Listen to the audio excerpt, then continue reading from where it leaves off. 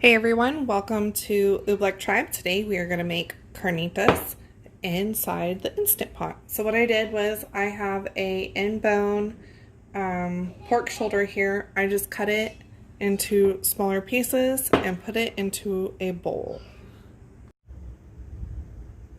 Alright, so now we're going to put oil inside the Instant Pot. You guys are going to hear the baby crawl around. She's so happy. She's just crawling around the kitchen. Oil inside the Instant Pot. Uh-oh. It's always right when you say that, right? That you say, oh, they're so happy. And then they start crying. Anyways, I'm sorry. Back to the task at hand. We're going to heat up the oil. And we're going to fry up some of that pork.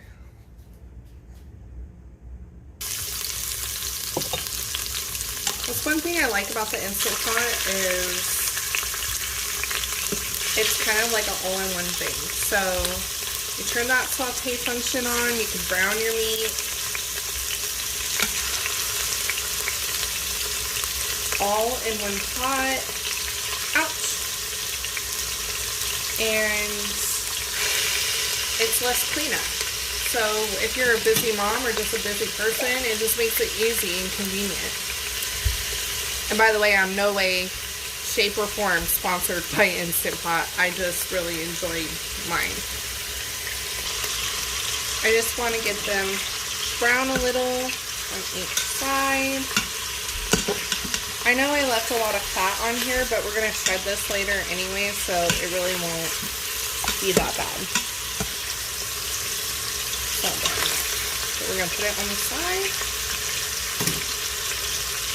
And once this batch is done, you're going to put it into another bowl, and then you're going to add the rest of your pork and continue until all of it is sauteed. Okay, now that we got everything browned, we're going to deglaze the pot.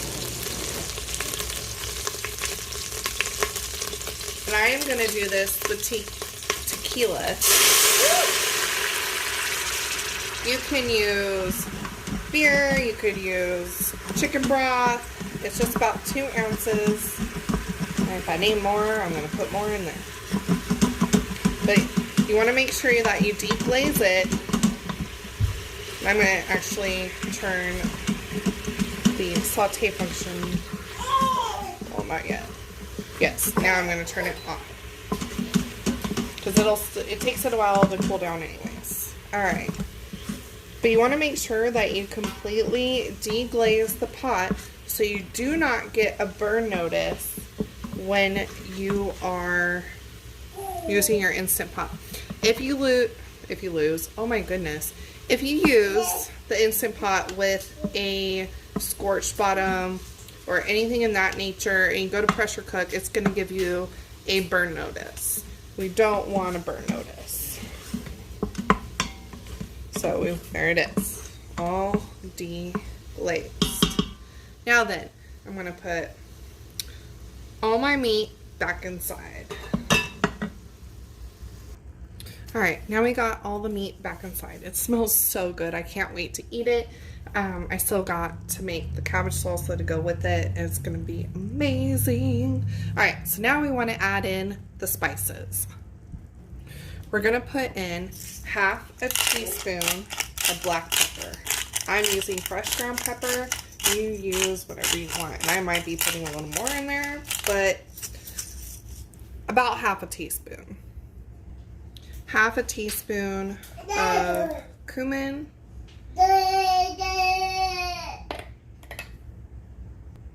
Half a teaspoon of salt.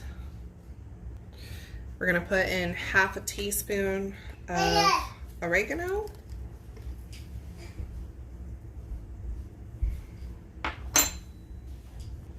We're going to put 1 teaspoon garlic powder.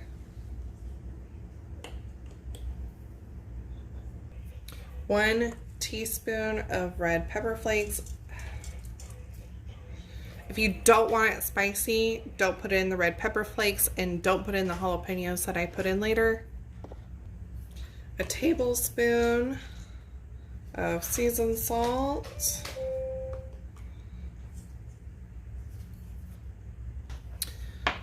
tablespoon of chili powder.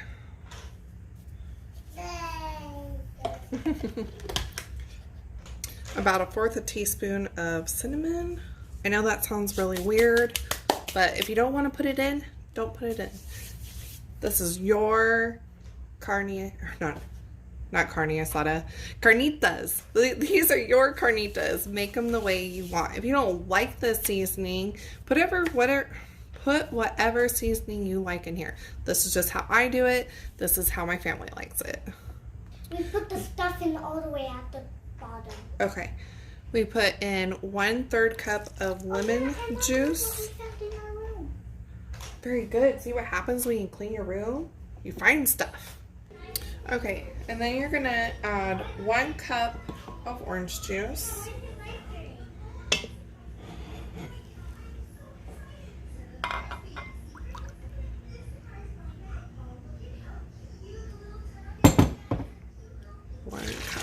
Orange juice. All right, and then 1 cup of chicken broth or your homemade bone broth. This is my homemade bone broth. So I'm going to pour 1 cup of that in there. Then I'm going to put in 1 heaping tablespoon of garlic, chopped garlic. And then we're going to try to mix it all together. Ooh, it smells so good.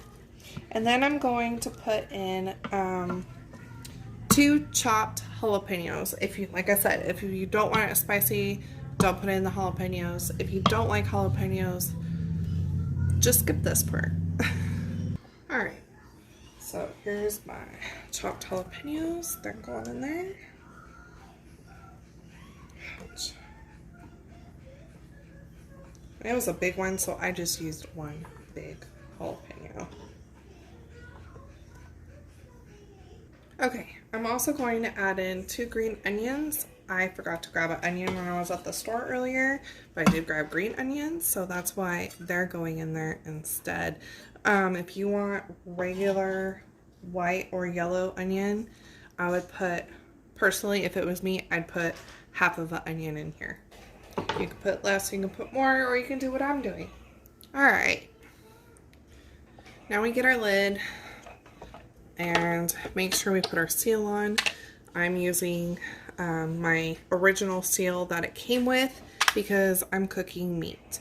If I was cooking a dessert or vegetables, it would be a different color seal. I have a red and a green, or not green, red and a blue one. But we're cooking meat, so we're using the original seal it came with. The only reason I do that is because this will make my dessert taste funny. And if you cook fish with this, it's gonna make your vegetables and your dessert taste funny. So that's why I do that. Now we wanna make sure it's on sealing, not venting. And we're gonna come down to the front and hit the manual button. If you have a pressure cook button, that's the button you're gonna push. So you're gonna hit the manual button and you're gonna have it sit for, or not sit, but pressure cook for 30 minutes. I'm waiting for it to go ahead and tell me that I did it right. And there's my beep. So now it says that it's on, and we are gonna wait for it to pressurize. So it actually takes a little bit longer than 30 minutes because you have to wait for it to pressurize a little bit.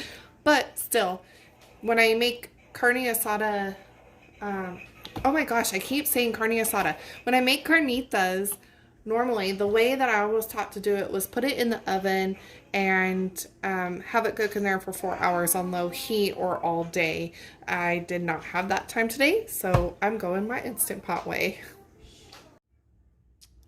Okay, so now it's done. I went from sealing to venting. It's already depressurized. And look at it. Looks and smells amazing. My husband came home from work and he was like, ooh, something smells really good. And I was like, yeah, it's dinner. But there you go. Let's see how pork, oh my gosh, guys. Pull apart tender this pork is. Oh yeah, look. It's just falling apart. So I'm going to pull this all out. And what I like to do is I like to shred it and then put it back so that the meat soaks up the juices. But if you don't want to do that and you just want to take this out, shred it, and pour a little juice on top, that's fine too. If you don't want to do that and you just want to shred it and be done with it and put it on your tacos, go ahead and do that. But I hope you guys like this video. I'm trying to get better about posting every week. I do enjoy doing these videos for you guys. Sometimes I just get a little tied up with other things and I don't mean to, and I apologize, but I am going to try and get better about doing more videos for y'all. And yeah, if you like this video, go ahead and give me a thumbs up. If you're new to the channel, like and subscribe, and welcome. All right, see you next time, guys. Bye.